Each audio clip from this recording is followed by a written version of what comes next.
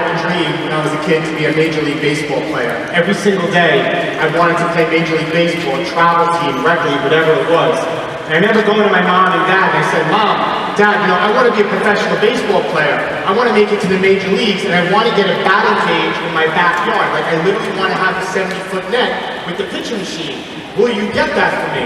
And they were like, David, if you want to get a batting cage, that's a lot of money. That's a few $1,000s. If that's something you want to do at 12 years old, you in fact are going to have to save up for that. You're going to have to figure out a way to get it done. So at 12 years old, I got a newspaper out, and I started delivering newspapers every single day, Monday through Sunday, rain, snow, sleet, all the trials and tribulations at 12 years old, because I had this goal and I had this vision to be a Major League Baseball player. And at 12 years old, I wrote a note to my mom and dad, which I have here today. It's up on the screen. That's an angel way on the top. It said, I, David Atkins, say I can save up for a pitching machine. I believe in myself. Signed, David Atkins. So I continue to work every single day at this journey, and after a year, I finally saved up the money, and I went to my mom and dad, and I said, Mom, Dad, I told you I can do this. I want this pitching machine, and I bought that batting cage, and we had it in my backyard for us to practice every single day. And as I got a little older, I knew I wanted more in life. I wanted to help more people. I learned a strong work ethic when I was a child, and I wanted to be a lifeguard.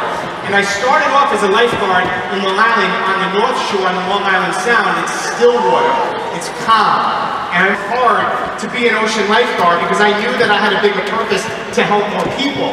So I went to the ocean lifeguards and I asked if I could train with them, and I started going and working out with them every morning before my shift as a lifeguard where I originally was. And it led me to the day that I had to go and take the ocean lifeguard test. And I remember pulling up in the parking lot and getting out of the car and literally hearing the waves crashing, and I looked over and I'm like, you've got to be kidding me, look how rough the ocean is. And I took the test that day, and there was about 70-something people that tried out, and I ultimately, with my persistent action, I truly believe in the consistency that I had, that I was one of about 8 people that achieved to pass that ocean lifeguard exam in that time. A couple years went by, and I went to the University at Albany, and I met my best friend. Freshman year of college, horse playing around, I was in the dorm room, wrestling with somebody, and I banged my head against the wall, and I'm literally almost passed out. And at the time, I'll never forget this, David Brinkoff, I call him Brink, came to my aid, and he helped me. And at that very moment, Dave and I became great friends. We roomed together our sophomore year, we pledged our fraternity together in our sophomore year, and then we had a house our junior and senior year. But it didn't stop there. We wanted to have dreams maybe one day to get more enforcement, so I was working at Macy's to pay my way through college. And I was working in the security department, and I remember getting Dave a job there. And we got a job, and we worked security together each and every day. We took classes together each and every day, but it didn't even stop there. We wanted something more, and we had a desire to help people. We had a desire to work hard. So we both became EMTs, and we joined the Volunteer Ambulance Corps at the University at Albany, and we took extra training just so the two of us can ride the ambulance by ourselves. We did everything together. We were the best of friends through those 4 years of college. He was my second brother. You guys have obviously developed a relationship over the years through all of those experiences. And you continue to develop that in the police force. Tell us how you guys furthered that relationship even more, and how a pivotal moment led to your relationship come to a head. So we decided in our senior year of college that Dave and I, Rick and I, we wanted to be part of the New York State Police, and we took the state trooper exam. And we both did very well, and I feel things in life, things happen for a reason, it just doesn't happen by accident. And not only do we score so close on the exam together, but we go through the New York State Police, about 3,000 people, to get 100 qualified applicants, and we both got selected for the same academy class. So we went through the academy together in 1998, and we graduated together. We both got married. Brink was in my wedding party, and I was in Brink's wedding party. And then we wanted more. What can we do that's more? What can we do to help more people? How can we make a bigger impact? And at the time it was, let's make the New York State Police SWAT Team. It's something that is one of the elite organizations in this country. It's a 6-month sleepaway of the SWAT Team, just to be able to be in that part of the New York State Police. And I remember I got promoted while we were waiting for the next tryouts to investigator, which is our detective division, and Dave made the SWAT Team in 2006. 2006 was a very, very rough year for the New York State Police. we lost a lot of lives that year with troopers that were getting shot and killed. And I'll never forget April 24th, 2007, that a state trooper went to stop somebody that there was a warrant for, and that trooper ended up getting shot, and he survived. But they called the New York State Police SWAT team out because this person was in a very rural area, and they had a belief that maybe he's hiding out in upstate New York in a house or a residence up there. So they called the State Police SWAT team, and Brink was on the SWAT team at that time.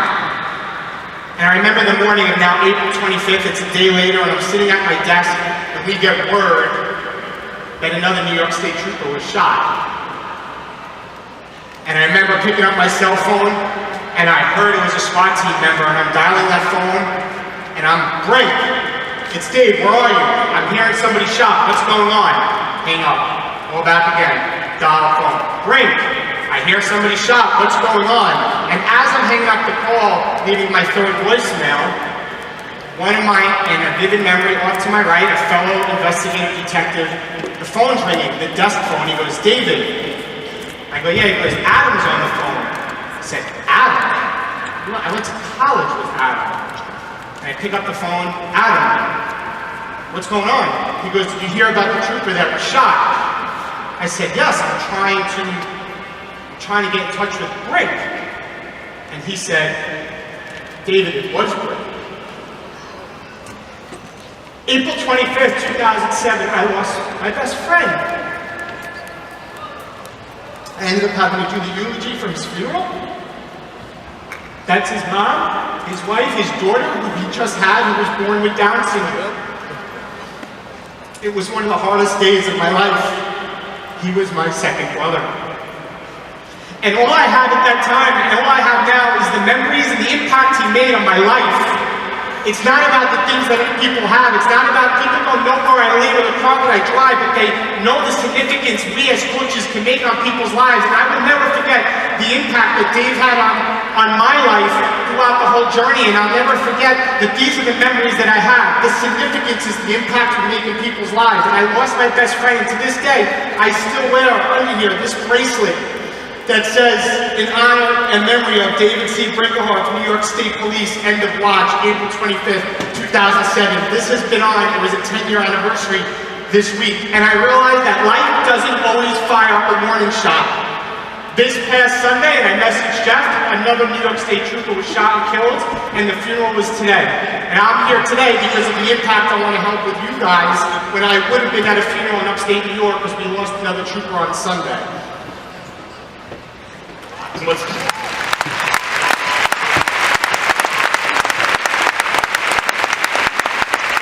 with these moments in your life, David, impactful, memorable, just life-changing. You mentioned to me that when all this happened, there was perhaps a conversation with your wife, Kristen. It was probably the most pivotal life-changing moment that you've had. So a couple of years ago, I was sitting at the table, and we all go through the journey and trials and tribulations of coaching, and I still work full-time, and I have 3 little kids, and people would say to me, David, why do you fight so hard to be a successful Beachbody coach? You're already making 6 figures in the New York State Police. You're in one of the elite police organizations in this country. Why do you fight so hard? And I remembered the significance Dave had in my life, and I remember the work ethic I had since I was a kid, and I remember the consistency that I had.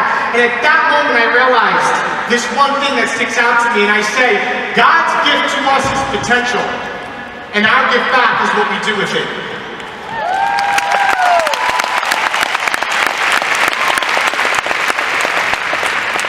I realized that there's people's lives I had an impact. I realized there was people out there that needed my help, and I realized that if every decision and choice we make is just about you, at a certain point in life we're going to hit something that's a lot tougher than you, and we're going to quit because we don't have the driving force for why we do what we do. And I realized that money doesn't have to be attached to it at all. It's about learning to work from the inside out in life, not from the outside in. And when we work from the inside out in life and make it about others, we will understand our why, our how, and our what. And one of the greatest pieces of advice that I learned from my family growing up is, David, whatever you start, you must learn how to finish.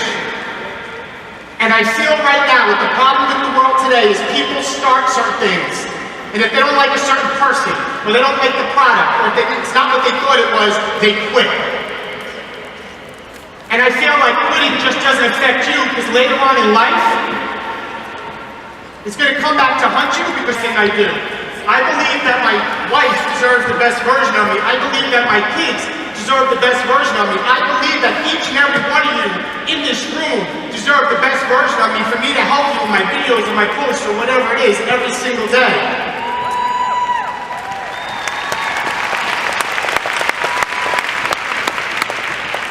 And I can say, guys, every single day I believe I have to wake up with passion, because I know every single day I wake up with my passion, because people are looking for my energy, people are looking for my zeal, people are looking for my commitment. And my thing to you guys is, there are people that are looking to you.